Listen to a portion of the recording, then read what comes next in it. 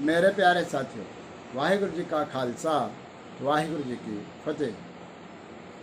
धन धन साहेब श्री गुरु अर्जन देव जी महाराज की पावन वाणी, श्री सुखमनी साहेब जी की लड़ीवार विचार आप श्रवण कर रहे हो।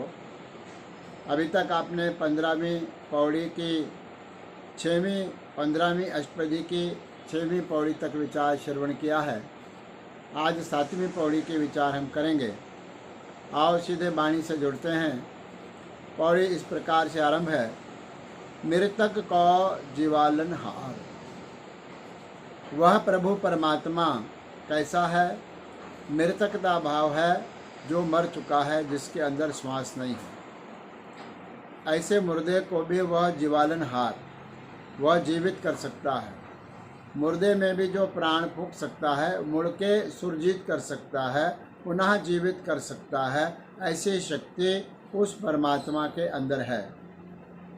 और क्या है? भूखे को देवत आधार। जो भूखा है, जिसके पास खाने के लिए भी कुछ नहीं है, ऐसे भूखे और ज़रूरतमंद जीव को, इंसान को वह आधार देता है, अर्थात भोजन देता है और उसकी सहायता करता है। सर्व निधान जाकी दृष्टि माहे। हर प्रकार का जो खजाना है जिसके दृष्टि में है, अर्थात दृष्टि पाते ही वह खजाना उसको प्राप्त हो जाता है।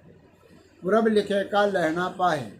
व्यक्ति क्या करता है? अपने पूर्व के लिखे हुए लेखों के अनुसार ही हर प्रकार का जो फल है, लहना का अर्थ फल प्राप्त करता है, क्योंकि वो पूर्व लिखे का पहला ही लिखा हुआ है परमात्मा ने कि आपको क्या मिलेगा और क्या नहीं मिलेगा।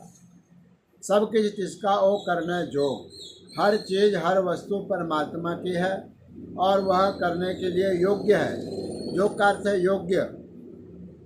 परमात्मा हर एक चीज़ को करने के योग्य है, इसलिए जो भी वह सोचता है, करता है, वही जगत के अंदर होता है।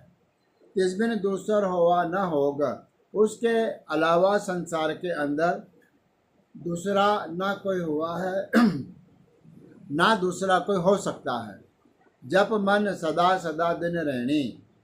ऐ मेरे मन, ऐ मेरे जीव, रात दिन सदा सदा दिन रहनी। रात में भी और दिन में भी क्या करना चाहिए? जप मन। हे मेरे मन, उस प्रभु परमात्मा की आराधना कर, उस प्रभु परमात्मा के नाम का सिमरन कर। सबसे ऊंच निर्मल एह करनी। यह नाम जपना क्या है? सबसे ऊंचा है। प्रभु का सिमरन सबसे ऊंचा। निर्मल एह करनी, यह जो कर्म है वह बहुत निर्मल है। कौन सा कर्म निर्मल है? प्रभु के नाम को जपना, यह जो कर्म है वह सबसे निर्मल है। कर कृपा, जिसको नाम दिया, कृपा करके उस प्रभु परमात्मा ने जिस व्यक्ति को नाम की दात दी है, बख्शी है, नानक सोजन निर्मल थिया। गुरु नानक देव जी महाराज के नाम की मोहर ला करके पंचम पातशाह महाराज कथन करते हैं कि सो जन, वह व्यक्ति, वह जन, वह दास, वह सेवक निर्मल थिया, वह निर्मल हो गए हैं, मैल से रहित हो गए हैं, अहंकार से रहित हो गए हैं।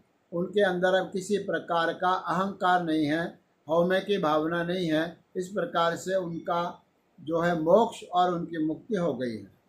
इस प्रकार से 7वीं पौड़ी में गुरु महाराज ने हमें पावन उपदेश बख्शिश किया है।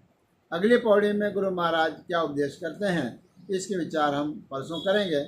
आज इतना ही। धन्यवाद।